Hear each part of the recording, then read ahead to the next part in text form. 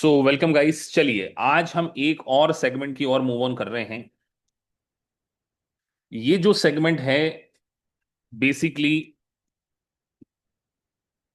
इस सेगमेंट के अंदर जो हमने सीखना है इन्वेंट्री वैल्यूएशन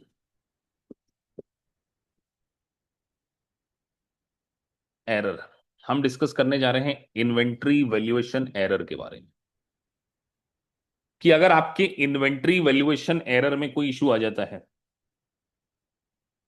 सो किस तरीके से उसको डिस्कस करेंगे। तो सबसे पहला मेरा आपसे क्वेश्चन ये है, अगर हम इन्वेंट्री वैल्यूएशन एरर कर देते हैं तो कौन कौन से अकाउंट अफेक्ट होते हैं, please mention in chat box.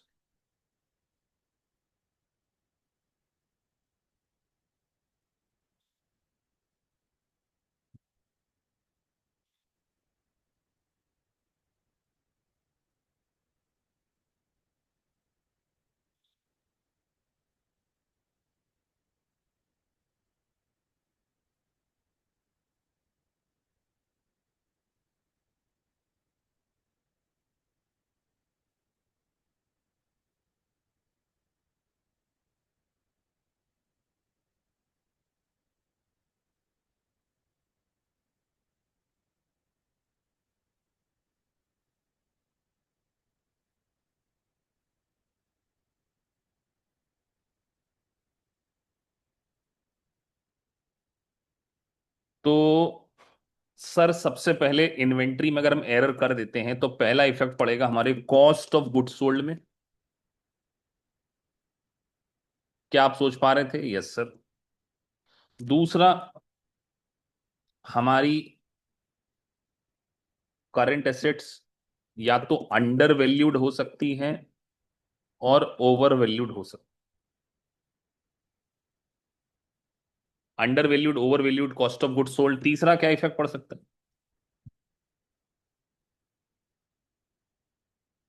Hmm sir profit पे इंपैक्ट पड़ सकता है। क्या हम सोच नहीं पा रहे? प्रॉफिट पे इंपैक्ट पड़ सकता है सर। चौथा सर, हमारी वर्किंग कैपिटल पे इंपैक्ट पड़ सकता है, वर्किंग कैपिटल पे। पांचवा हमारा सर करंट रेशो पे फर्क पड़ सकता है। जब तक आप लोग ये सब नहीं सोचेंगे। हम्म जब तक आप लोग ये नहीं सोचेंगे तब तक आप लोगों को कंसेप्चुअल क्लियरिटी। तो क्या पांचों के अलावा और कोई इंपैक्ट है जो आप सोच सकते हैं? Sir ultimately cost of good sold, current assets. जी sir. Under valued, over valued, profit, working capital, current ratio. तो ये मेजर ऐसे इफेक्ट हैं जो आपको इन्वेंट्री वैल्यूएशन में समझ में आना चाहिए। और आपको ये भी समझ में आना चाहिए कि सर इन्वेंट्री एरर, जो इन्वेंटोरी एरर है वो केवल करंट ईयर को इफेक्ट नहीं करता, वो नेक्स्ट ईयर को भी इफेक्ट करता है। ये भी बात आप समझते हैं? यस और नो? और अगर हम थोड़ा सा और डिटेल में समझे तो ये हमारे टैक्सेशन को भी इफेक्ट कर सकता है, क्योंकि इन्वेंटरी कम ओवर वैल्यूड होगी, अंडर वैल्यूड होगी, तो हमें टैक्सेशन के पॉइंट ऑफ व्यू से भी सोचना है। तो अगर आपने ये सब सोचना शुरू कर दिया है और आपको इसको सोचने के बाद कोई हैरानी वाली बात नहीं हो रही, you are feeling just a normal thing, तो आप एक अच्छे स्टूडेंट की कैटेगरी में फॉल हो चुके हैं। मतलब आप मेरे स्टूडेंट, जेन्युइनली माय स्टूडेंट बन चुके हैं। ये मैं ऐसा मान के चलता हूं।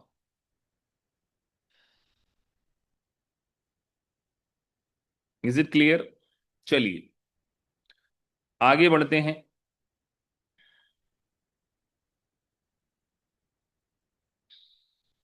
अब सर अगर मान के चलिए, मैं आपको एक एग्जांपल देता हूं।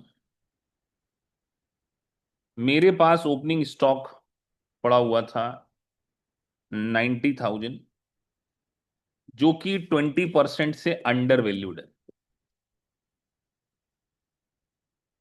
और मेरा क्लोजिंग स्टॉक 1,20,000 था, जो कि 20% से ओवर वैल्यूड है। आपने तीन इफेक्ट बताना है। पहले तो current correct closing correct stock बताना है। दूसरा आपने इफेक्ट ऑन वर्किंग कैपिटल बताना है। इफेक्ट ऑन नेट प्रॉफिट बताना। अगर आपने ये तीनों काम कर लिए तो मैं मानूंगा कि आप कुछ हद तक ठीक सोच रहे हैं। 2 मिनट का मौका दिया मैंने।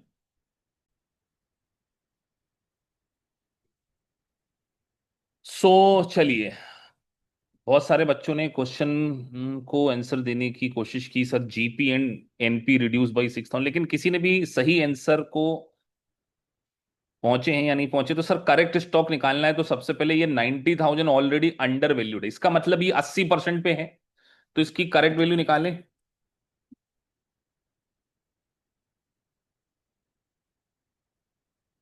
90,000 डिवाइडेड बाई 0.80।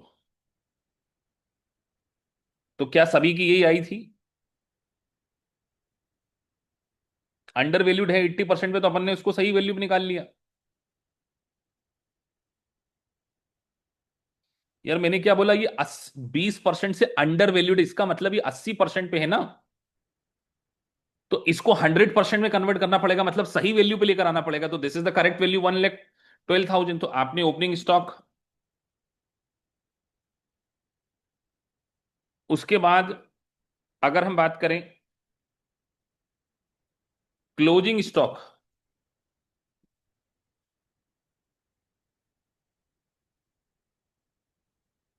क्लोजिंग स्टॉक के बारे में अगर हम बात करते हैं, क्लोजिंग स्टॉक ऑलरेडी 20% से ओवर वैल्यूड, इसका मतलब वो 120% पे है बेटा। तो सर 1.20 से कर दो 1 लाख, तो ये आ गया आपका क्लोजिंग स्टॉक। ठीक है, बात समझ में आ गई। ओवर वैल्यूड था ना, तो हमने उसको 120% से डिवाइड करके 100% पे लेकर आ गए। ये 80% पर था तो हमने इसको बढ़ा दिया। तो सर ये आप लोगों का आया नहीं आया, किसी का था अभय पांडे। तो अगर जिन लोगों के सही थे वो कॉन्फिडेंट फील कर सकते। तो सर ये निकाल लिया। अब मुझे इफेक्ट ऑन वर्किंग कैपिटल पता करना है, वो तो हम बाद में पता कर लेंगे। पहले हमें ये समझना है कि sir correct value opening stock अगर हमारा सही है तो हमने अंडर वैल्यूड कर रखा है ओपनिंग स्टॉक को। ओपनिंग स्टॉक को हमने अंडर वैल्यूड कितने से कर रखा है? तो सर आप यहां पर 112,500 माइनस 90,000 कर, क्लोजिंग स्टॉक आपने ओवर वैल्यूड कर रखा है। कितने से कर रखा है सर? 20,000 से। तो अब इसका इफेक्ट हमें सोचना, इफेक्ट अगर ओपनिंग स्टॉक अंडर वैल्यूड है इसका मतलब प्रॉफिट क्या कर रखा होगा हमने? प्रॉफिट ज्यादा दिखा रखा होगा या कम दिखा रखा होगा? मेरा क्वेश्चन आप लोगों से है।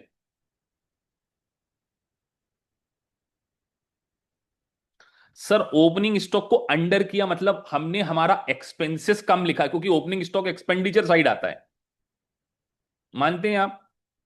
तो हमने हमारे प्रॉफिट को क्या कर रखा होगा?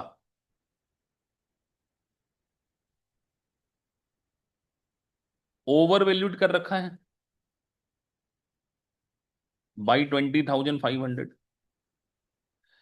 और हमने क्लोजिंग स्टॉक को 20,000 से ज्यादा दिखा रखा है, तो भी हमने प्रॉफिट ओवर वैल्यूड ही कर रखा है। तो हमें क्या करना पड़ेगा? दोनों ओवर ओवर है तो दोनों को जोड़ दिया 42,500। मतलब हमें हमारा जो प्रॉफिट है वो ऑलरेडी ओवर वैल्यूड है। तो अगर आपका ओवर वैल्यूड प्रॉफिट होता है तो कॉस्ट ऑफ गुड्स सोल्ड क्या होता है? Under value.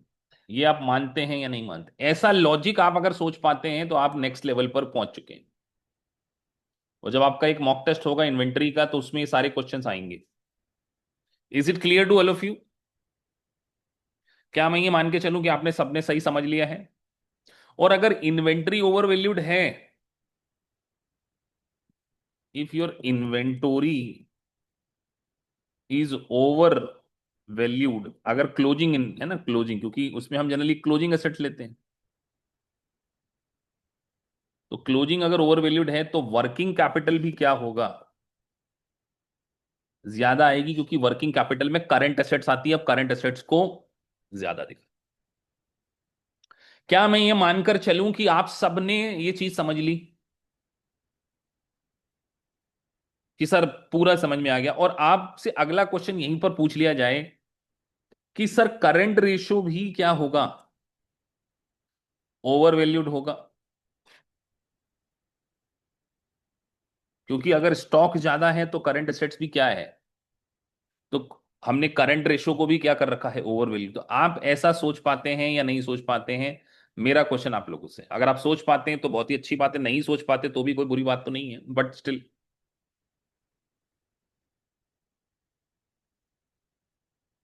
चलिए एक एग्जांपल आप लोगों को देते हैं अगले पेज पर।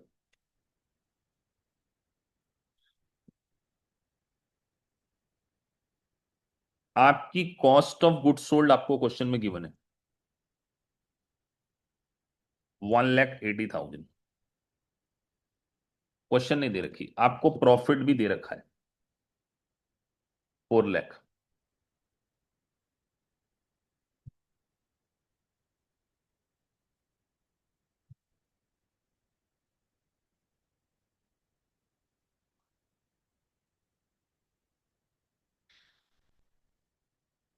कॉस्ट ऑफ गुड्स सोल्ड और 4 लाख आपने प्रॉफिट दे रखा है, ठीक है। आगे हम बढ़ते हैं। Cost of goods sold 180, profit 4 lakh. जी सर। आपको ओपनिंग स्टॉक 75,000, 25% से ओवर वैल्यूड,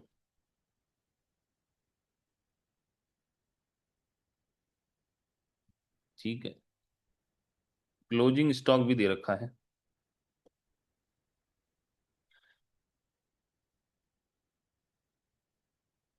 125, वो भी 25% से ओवर वैल्यूड।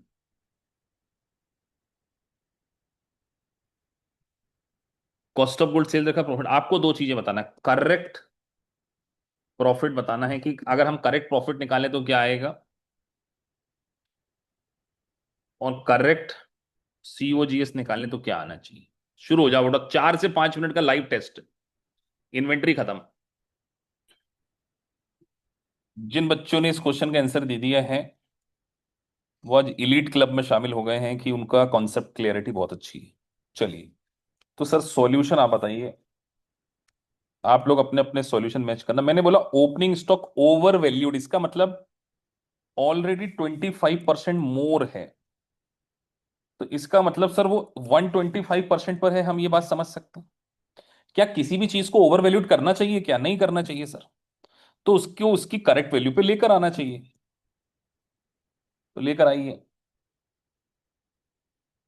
75,000 डिवाइडेड बाई 1.25, इतना सब समझते होंगे कि सर 1.25 से क्यों कर रहे हैं। तो ओपनिंग स्टॉक करेक्ट वैल्यू 60, हमने क्लोजिंग को भी सही करना है,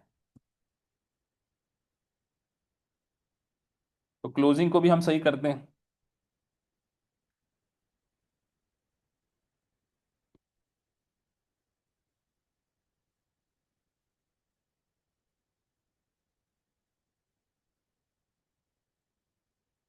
जी sir, this is the correct value. मैं चेक करना चाहता हूं, कुछ बच्चों ने आंसर दिए हैं।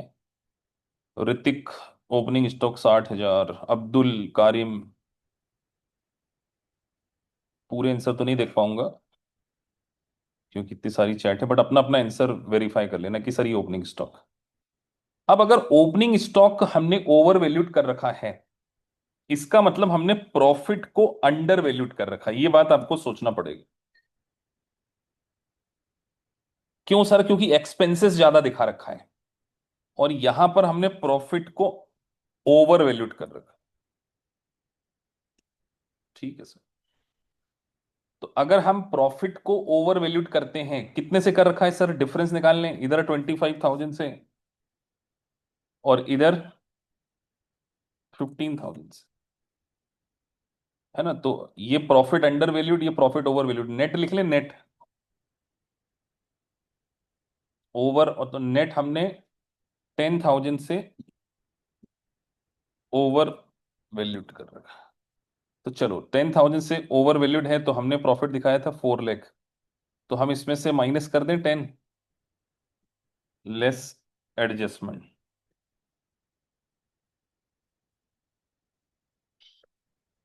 तो ये आ गया आपका 390। क्लियर है सभी को? कितने बच्चे थे जिनका 390 था? Raise your hand. Correct profit वाले कितने बच्चे थे? प्रिया ठाकुर, वर्षा गौर, मोहम्मद साहिब, आसिफ, ऋतिक, मोहसिन खान। प्रॉफिट गलत था ये बागनी, अलमीन, अल अमीन। चलिए दो, सिकंदर, अलीशा, ये सारे बच्चे ठीक थे, वेरी गुड, है ना। तो ये बच्चे बेटा एलीट क्लब में शामिल हो गए आज, जिन लोगों ने सही किया था ये बात। ठीक है सर, क्योंकि आपने लॉजिकली सोचना शुरू कर दिया है। अब अगर आपने करेक्ट प्रॉफिट निकाल लिया 390, जी सर, ये निकाल लिया हमने, तो करेक्ट सीओजीएस भी निकाल सकते हैं। ऑलरेडी सीओजीएस कितनी दे रखी है, 180। अब अगर आपका स्टॉक ही ओवर वैल्यूड हो, तो इसका मतलब आपकी सीओजीएस अंडर वैल्यूड है। आपने क्लोजिंग स्टॉक ज्यादा दिखा रखा है, तो सीओजीएस को कम दिखा रखा है, तो सीओजीएस को अगर हम कम दिखाएंगे तो गलत बात होगी, तो सीओजीएस के अंदर ऐड करना पड़ेगा 10, क्योंकि एक जगह ऐड हो रहा है तभी तो जनरल एंट्री। अब इसकी जनरल एंट्री अगर कोई सही कर पाता, तो सर आपको सीओजीएस अकाउंट को डेबिट करना पड़ेगा 2। अगर हम इन्वेंट्री का क्यूमुलेटिव इफेक्ट देखें तो इसकी जनरल एंट्री भी मैंने आपको बता दी।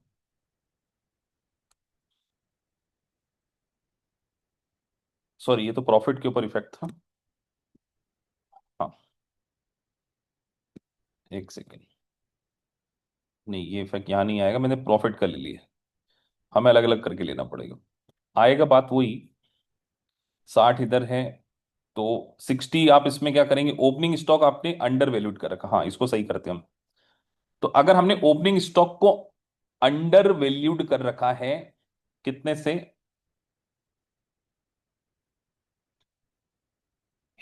15,000 से, ये है ना हमारा ये फिगर, ये वाला फिगर है, तो बात वो सही है।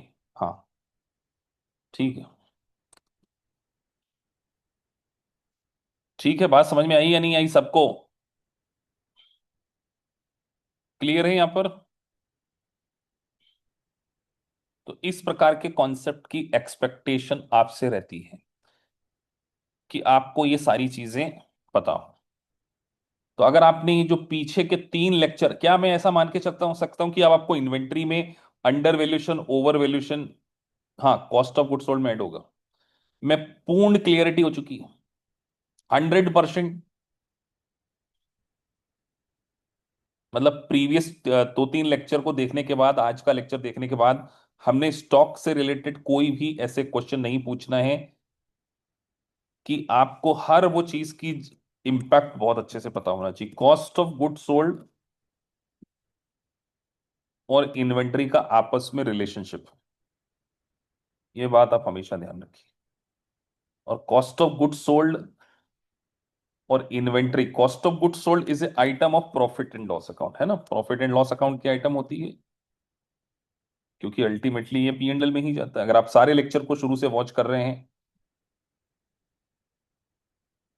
Sir if both opening closing invent over, then why profit effect are different, one is over valued, one is, हाँ एक अच्छा क्वेश्चन है कि सर जब दोनों ही ओवर वैल्यूड हैं तो एक का अंडर वैल्यूड क्यों आया और एक का ओवर वैल्यूड क्यों आया। चलिए इस बात को लॉजिकली डील करते हैं।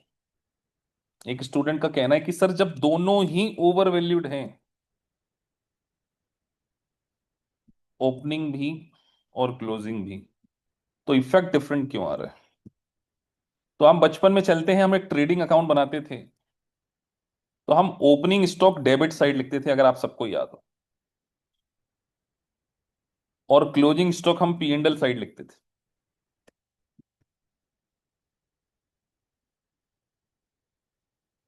तो अब आप सोचिए, ये मैंने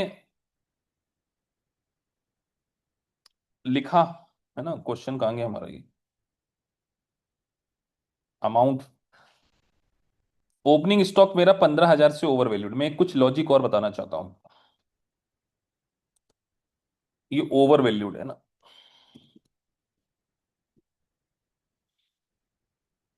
अभी मैं इसको हटा देता हूं। आप ये मानते हैं कि ओपनिंग स्टॉक जो है करंट ईयर का, इस साल करंट ईयर में हम सोल्ड कर देंगे, ऐसा अजम्पशन ले सकते हैं या नहीं ले सकते, कि ये सच जो हमारे पास ओपनिंग स्टॉक पड़ा है वो इस साल बिक जाएगा, ये मानते हैं या नहीं मानते आप लोग? सबसे पहले तो अगर किसी चीज को बेच दिया, वो कहां जाती है?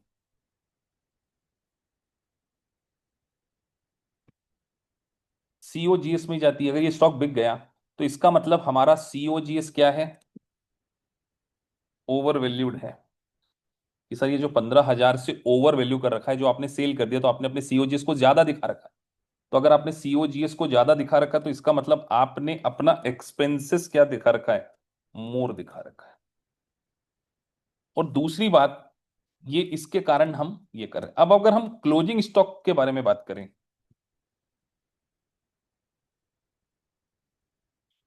क्लोजिंग स्टॉक अगर हम trading and profit and loss के लॉजिक से चलें, तो ये क्रेडिट साइड लिखा है ना, क्रेडिट साइड। तो क्रेडिट साइड हमेशा क्या होता है? प्रॉफिट होता है, ये मानते हैं आप, इनकम मानते हैं।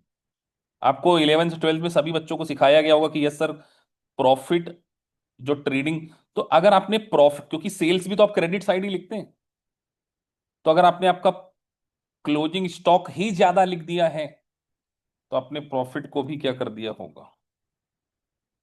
ओवर वैल्यूड कर दिया। तो ये इसका लॉजिक है। तो यहां आज के बाद आपको इन्वेंट्री से रिलेटेड, सर ये कॉन्सेप्ट हमको कहां टेस्ट किए जाएंगे, आपका क्वेश्चन होना चाहिए। देखिए, जब आप यूएससीपीए, यूएससीएमए और आईएफआरएस तीनों के बारे में मैं आपको रिस्पेक्टिवली बता दूं, क्योंकि जब आप ये मुझसे पढ़ेंगे, सबसे पहले मैं सीपीए से स्टार्ट करता हूँ। सीपीए में हम एक चैप्टर पढ़ेंगे, इन्वेंटोरी वैल्यूएशन। तब मैं उतना डिटेल में नहीं बता रहा हूँ, मैंने बता दिया है कि मैं आपको ऐसा मान के चलूंगा कि आपको सारी चीजें आती हैं। यूएससीएमए में कॉस्ट अकाउंटिंग पूरा भर भर के, आईएफआरएस में आप पढ़ते हैं आईएस 2, उसमें भी ये कॉन्सेप्ट, जो कि इन्वेंटरी वैल्यूएशन। तो आप सबको ये समझना है कि ये टॉपिक काफी इंपॉर्टेंट था, जिसमें हमने FOB at destination, FOB at, वो सारी चीजें पढ़ी। अब मैं आपसे एक अगेन 50 मार्क्स का फुल मॉक टेस्ट लूंगा, जो कि मंडे तक बन जाएगा, क्योंकि मुझे ये पॉइंट भी कवर करना था। 50 क्वेश्चन का मैं आप लोगों से एक एमसीक्यू का टेस्ट लूंगा। और जैसे ही आपने ये टेस्ट को भी पास कर लिया, तो हम ये मानेंगे कि हम 30% हमारे फंडामेंटल कॉन्सेप्ट को पढ़ चुके हैं। क्योंकि आज मैंने आप लोगों के साथ में डिस्कशन का डे भी रखा है। मैं आप लोगों से ये पूछना चाहता हूं कि क्या आप लोग अभी तक जितना भी हमने लेक्चर पढ़ा, उसमें संपूर्ण रूप से महारत हासिल कर चुके हैं? हिंदी में पूरा बोल दिया मैंने, मतलब 100% परफेक्शन गेन कर चुके हैं या नहीं कर चुके हैं? कि सर जो भी लेक्चर हम पढ़ते आ रहे हैं, हमने डिफरेंट डिफरेंट चीजों को डिस्कस किया। अगर आप यहां तक कंफर्टेबली आए हैं, सारे मॉक टेस्ट देते हुए आए हैं, सारे असाइनमेंट सबमिट करते हैं, 2 ही मॉक टेस्ट हुए हैं, सारे लेक्चर्स को पढ़ते हुए आए हैं, तो आपका कॉन्फिडेंस लेवल बढ़ जाना चाहिए कि सर हमने बहुत डिटेल चीजें ऑलरेडी सीख ली, मतलब 30% हम बेसिक्स में काफी स्ट्रांग हो चुके हैं। कोई ऐसा स्टूडेंट नहीं होना चाहिए जो ये बोले कि सर यहां तक हमको क्लियर नहीं है।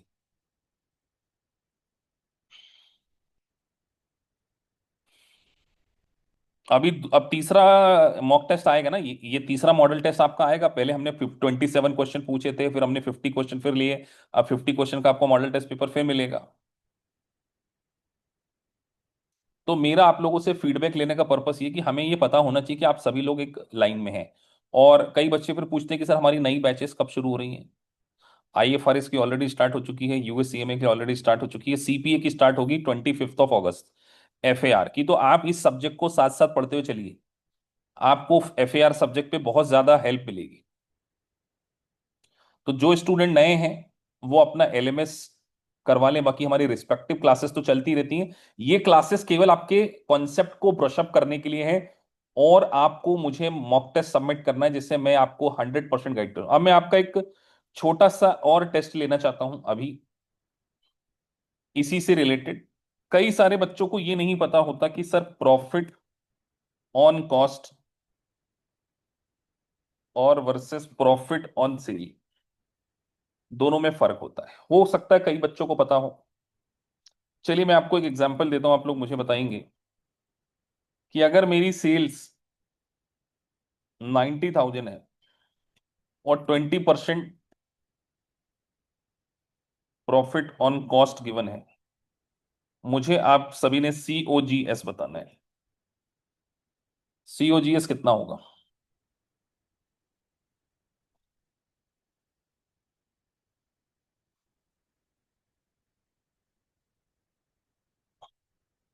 इस क्वेश्चन में सीओजीएस बताना है आपने।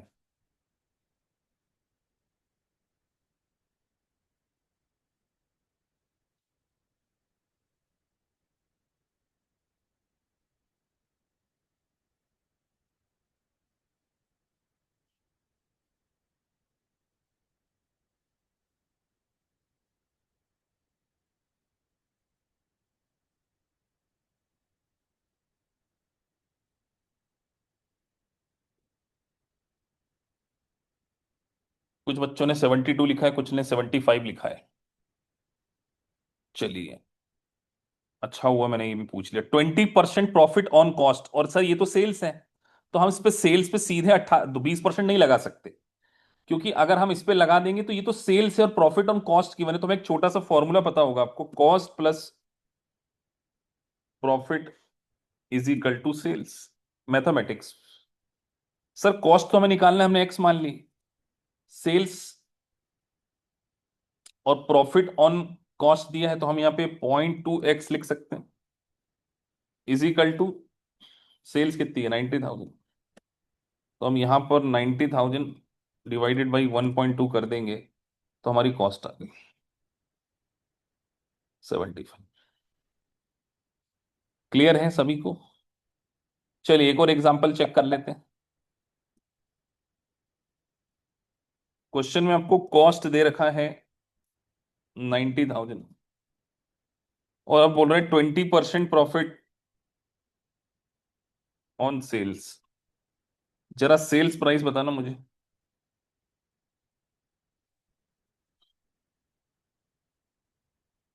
ये इसकी जरूरत पड़ेगी आपको कई बार।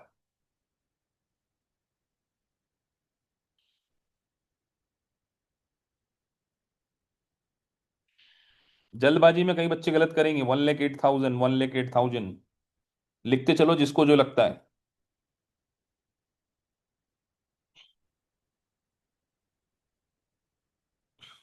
कई बच्चों ने फिर वही गलती करी, जब यहाँ कॉस्ट दी है 20% ऑन सेल्स लिखा, तो कॉस्ट पे कैसे लगा सकते हो, फिर से वही फॉर्मूला लगा लेते सर।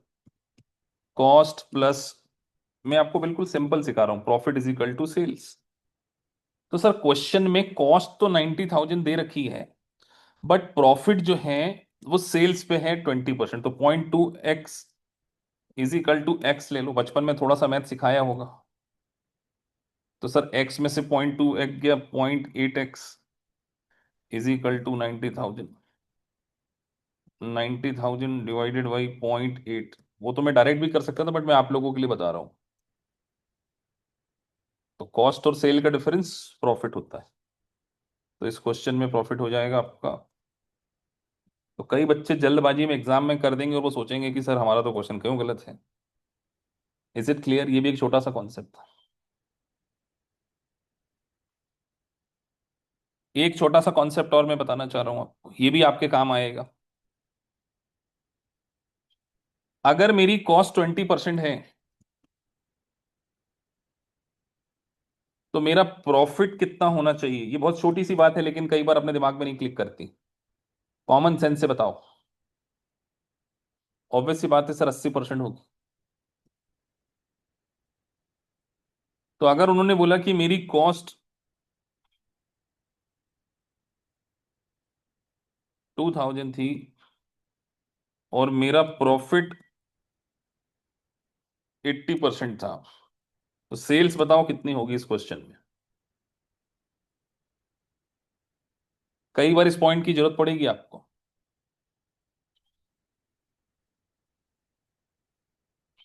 देखना चाहता हूं आप लोग क्या लिखते हैं।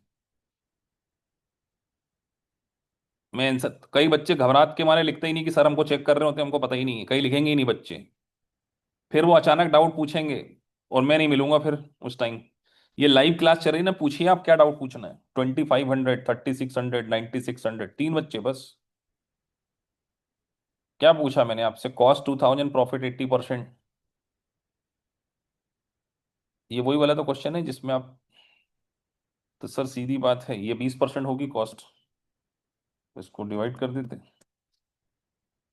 यहाँ आप लिख देते सेल्स आपकी 10,000 होगी, प्रॉफिट आपका 8,000 होगा। क्लियर है? तो सम टाइम हमें छोटे छोटे छोटे कॉन्सेप्ट नहीं पता होते, इसलिए हम स्ट्रगल करते हैं। तो अगर आपको कभी भी ये दिया जाए कॉस्ट 20% है, तो इसका मतलब प्रॉफिट 80% होगा, तभी तो cost plus profit is equal to. ये एक छोटी सी बात है, बट कई बार क्वेश्चन में आ जाती है।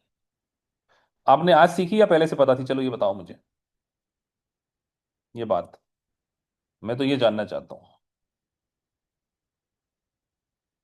चलो आज सीखी कुछ बच्चों ने। मतलब पता तो था सर, लेकिन हम ऐसा लॉजिकली नहीं सोचते थे, ये भी बहुत इंपॉर्टेंट बात है। मैं ये जो भी लेक्चर्स आपको प्रोवाइड कर रहा हूँ ये बहुत इंपॉर्टेंट है, क्योंकि अब इससे बियॉन्ड हम लोग आगे बढ़ेंगे। अगला जो हमारा कल का सेगमेंट होगा, जो नेक्स्ट सेगमेंट होगा, यहाँ पे इन्वेंट्री वैल्यूएशन हमारा कंप्लीट हो चुका है। अब हमारा जो अगला सेगमेंट होगा वो होगा पूरा का पूरा टैक्सेशन की अकाउंटिंग। टैक्सेशन अकाउंटिंग होगा, फिर हमारा एक डेप्रिसिएशन का कॉन्सेप्ट होगा। ऐसे बहुत सारे कॉन्सेप्ट अभी हमारे बच्चे हुए छोटे छोटे, जो आपको इंटरनेशनल कोर्सेज को समझने में हेल्प करेंगे, दैट्स वाई। और इसको समझने के बाद आपको असाइनमेंट भी सबमिट करना है। तो यहां पर हमने सक्सेसफुली फोर्थ फाइव्थ मॉड्यूल को क्या कर लिया है, फिनिश कर लिया है। अब अगला जो हमारा सेगमेंट होने वाला है वो टैक्सेशन से रिलेटेड अकाउंटिंग का होने वाला है। आप में से बहुत सारे बोलेंगे सर टैक्सेशन की भी अकाउंटिंग होती है? यस। जब मैं आपको कल टैक्सेशन, पेरोल अकाउंटिंग और ये सारी चीजें सिखाऊंगा, तो आपको डेफिनेटली ये बात समझ में आ जाएगी कि टैक्सेशन की भी अकाउंटिंग आपको आनी चाहिए, जो कि आपके मेन करिकुलम से डायरेक्टली। हाँ, बिना फॉर्मूले की भी जा सकते हैं। तो सारे लेक्चर को बेटा टिल डेट तक रिवाइज करते चलिए। अब हम मिलेंगे आपसे टुमारो। और आज हमारी यूएससीएमए की क्लास नहीं है, मेरे को एक जगह जाना है, बट उसको हम कॉम्पनसेट करने के लिए कल भी रखेंगे और मंडे भी क्लास रखेंगे, उसका मैं टाइमिंग आपको बता दूंगा। चलिए मिलते हैं आपसे।